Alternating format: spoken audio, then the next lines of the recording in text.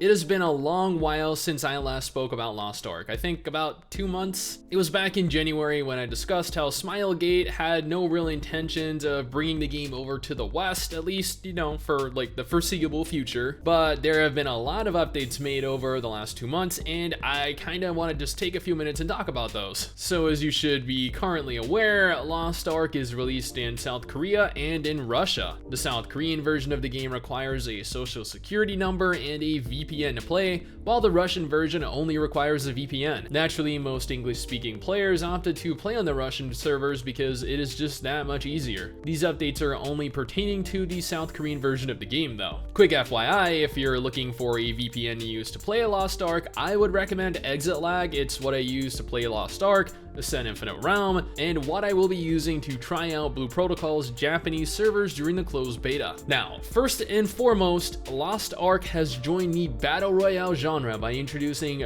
Battle Royale Island, a new game mode that pits you against other players, all the while attempting to survive prehistoric monsters inhabiting the isle. Yeah, developers these days seem to be of the impression that adding a Battle Royale to their game is the kind of content that we MMO players are interested in. But then, quick question, is that what you guys want? Like, completely honest here. Just because I don't like battle royales or just because I don't think MMOs should have battle royales in them doesn't mean that they shouldn't. Maybe I'm just in the minority here. This is, after all, my subjective opinion. They're also updating the Affinity System, providing individual affection to different NPCs. According to Smilegate, the higher it gets, the more daring options are available. Additionally, they have also introduced Expedition Territory Island, which is where you can build your own home. Not just your home though, you can actually go as far as taking NPCs with a high enough affinity with you back to your island and build it up in whatever way you want. There have been new nightmare difficulties added to Guardian Raids, providing new content for players that are stuck with nothing to do. Most importantly, at least in my opinion, is the fact that they removed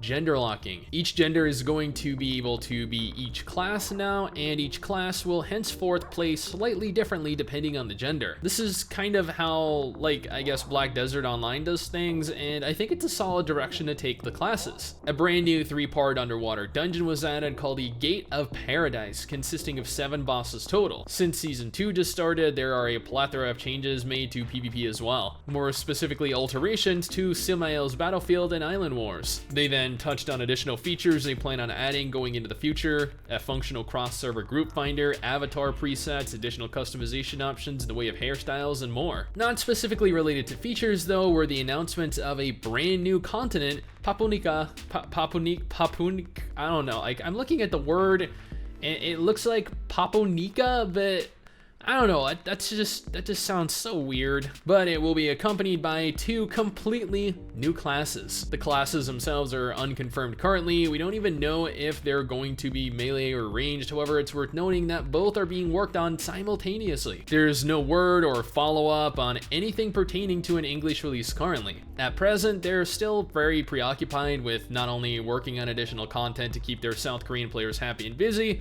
but also on making sure the Russian version of the game has no issues. While a lot of South Korean players have for the most part ceased playing the game due to a general lack of late game content, there are plenty of Russian players and actually plenty of Western players playing on the Russian servers with a fan translation and VPN that are thoroughly enjoying themselves. So I haven't really played the game since my last dedicated video on it, and I think that was about half a year ago, and that's mainly due to the fact that, to me personally, I find the gameplay a little bit too repetitive, but at the same time, I know a lot of you guys are having fun. When they make new announcements on the game, if they ever make the announcement that the game is going to come over to the West, you guys know that I am going to be here ready and willing to talk about it. Until that announcement, if ever, we have plenty of good-looking games to play, especially with the closed beta for Blue Protocol happening just next month. Now, I do want to give a quick shout out to the Lost Ark database for the translations of all of this info. Without them, we wouldn't have it. I'll have a link to their website in the description for those of you that want to stay more actively updated with the game. But this is my opinion, my impressions of Lost Ark's latest info.